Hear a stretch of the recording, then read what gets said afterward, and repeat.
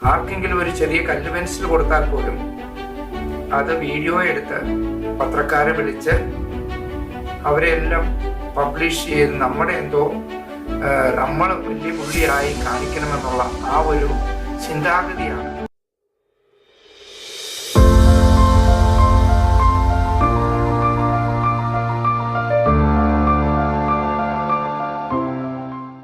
Praise the Lord സഹോദരങ്ങളെ, കർത്താവായ യേശുക്രിസ്തുവിന്റെ പരിശുദ്ധ നാമത്തില് നിങ്ങൾക്കെല്ലാവർക്കും സമാധാനം ആശംസിക്കുകയാണ്.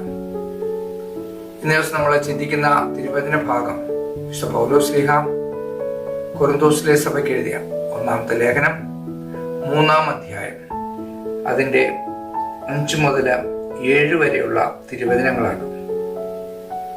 ശുശ്രൂഷകരുടെ സ്ഥാനം. അപ്പോളോസ് ആരാണ്? പൗലോസ് ആരാണ്? കർത്താവ് നിശ്ചയിച്ചു തന്നതനുസരിച്ച് നിങ്ങളെ വിശ്വാസത്തിലേക്ക് നയിച്ച ശുശ്രൂഷകർ മാത്രം.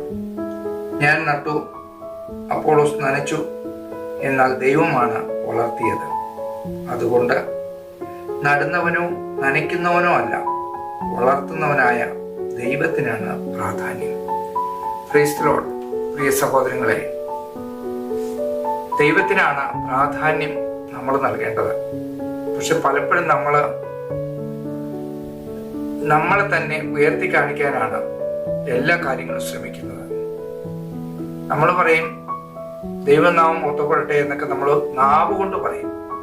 പക്ഷെ ഒരു ചെറിയ കാര്യങ്ങൾ ചെയ്താൽ പോലും അവിടെയെല്ലാം ഞാൻ ഭാവം എന്നിലും നിങ്ങളിലും ഇല്ല എന്ന ഒന്ന് തിരിഞ്ഞു നോക്കുന്നത് നല്ലതാണ്.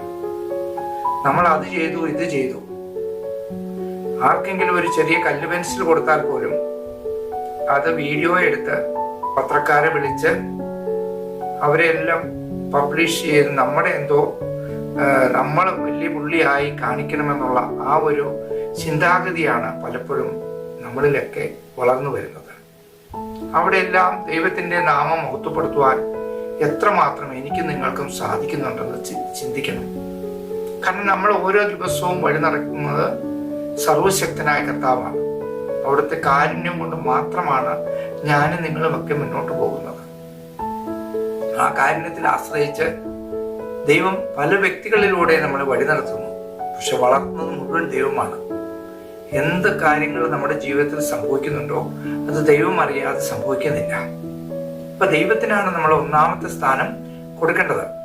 കർത്താവായ യേശുക്രിസ്തുവിനാണ് നമ്മൾ 1-ാം സ്ഥാനം കൊടുത്ത് ജീവിക്കേണ്ടത്. എത്രമാത്രം അതിന് സാധിക്കുന്നുണ്ട്? നമ്മൾ ഓരോ പ്രവൃത്തി ചെയ്യുമ്പോഴും ദൈവനാമത്തിന്റെ മഹത്വത്തിന് വേണ്ടിയാണോ ചെയ്യുന്നത്? ഒന്ന് തിരിഞ്ഞു നോക്കുന്നത് നല്ലതാണ്. അത് നമ്മുടെ ആത്മീയ ജീവിതത്തിന് വളർച്ചയും ആത്മീയവും ഭൗതികമായ വളർച്ചയ്ക്കും രണ്ടിനും അത് ആവശ്യമാണ്. ദൈവത്തിന് മഹത്വപ്പെടുത്തി നമുക്ക് ജീവിക്കാം. ഇനിയുള്ള കാലഘട്ടങ്ങളെല്ലാം മുന്നോട്ടുള്ള ഓരോ ജീവിതയാത്രയിലും പരിശുദ്ധ അമ്മയോട് ചേർന്ന്, വിശുദ്ധ ഔസേപ്പ് പിതാവിനോട് ചേർന്ന്, സകല വിശുദ്ധരോട് ചേർന്ന് ദൈവത്തെ മഹത്വപ്പെടുത്തി നമുക്ക് ജീവിക്കാം. മാലാഹ വൃന്ദങ്ങളോട് ചേർന്ന് ദൈവത്തെ മഹത്വപ്പെടുത്തി നമുക്ക് ജീവിക്കാം. പരിശുദ്ധ അമ്മയുടെ ഹൃദയത്തിന് ലോകം മുഴുവനുള്ള സകല വ്യക്തികളെ സമർപ്പിക്കുന്നു. എന്നിലും നിങ്ങളിലും ഞാൻ എന്ന ഭാവമുണ്ടെങ്കിൽ അത് പൈശാചികമായ ഒന്നാണെന്ന് തിരിച്ചറിയുക. എന്ത് ചെയ്യുന്നതിനും ഞാനത് ചെയ്തു, അങ്ങനെ ആ ഒരു സംസാരം നമ്മുടെ ഉള്ളിൻ്റെ ഉള്ളിൽ നിന്ന് വരുന്നുണ്ടെങ്കിൽ അതൊരു പൈശാചികമാണ്. അത് നമുക്ക് ഉന്മൂലനം ചെയ്യാം. അവിടെ എല്ലാം ദൈവത്തിന്റെ നാമം മഹത്വപ്പെടുത്തി ജീവിക്കാം. സ്വർഗസ്ഥനായ ഞങ്ങളുടെ പിതാവേ, അങ്ങയുടെ നാമം പൂജിതമാകണമേ. അങ്ങയുടെ രാജ്യം വരണമേ. അങ്ങയുടെ തിരുമനസ്സ് സ്വർഗത്തിലെ പോലെ ഭൂമിയിലും ആകണമേ. അന്നു വേണ്ട ആഹാരം നീ ഞങ്ങൾക്ക് തരണമേ. ഞങ്ങളോട് തെറ്റ് ചെയ്യുന്നവരോട് ഞങ്ങൾ ക്ഷമിച്ചിരിക്കുന്ന പോലെ ഞങ്ങളുടെ തെറ്റുകൾ ഞങ്ങളോട് ക്ഷമിക്കണമേ. ഞങ്ങളെ പ്രലോഭനത്തിൽ ഉൾപ്പെടുത്തരുതേ, തിന്മയിൽ ഞങ്ങളെ രക്ഷിക്കണമേ.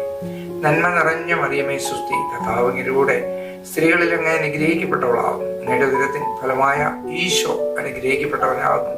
പരിശുദ്ധ മറിയമേ, തമ്പുരാന്റെ അമ്മേ, പാപികളായ ഞങ്ങൾക്ക് വേണ്ടി ഇപ്പോഴും ഞങ്ങളുടെ മരണസമയത്തും തമ്പുരാനോട് അപേക്ഷിച്ചു കൊള്ളണമേ. ആമേൻ. പ്രിയ സഹോദരങ്ങളെ, നിങ്ങളുടെ എല്ലാ കുടുംബങ്ങളിലും ദൈവിക സമാധാനം, കർത്താവിന്റെ പരിശുദ്ധാത്മാവിന്റെ വലിയ അഭിഷേകം, കർത്താവിന്റെ സ്പർശനം നിങ്ങളുടെയൊക്കെ കുടുംബങ്ങളിൽ എന്നും എപ്പോഴും ഉണ്ടായിരിക്കട്ടെ എന്ന് പ്രാർത്ഥിക്കുന്നു. ആമേൻ.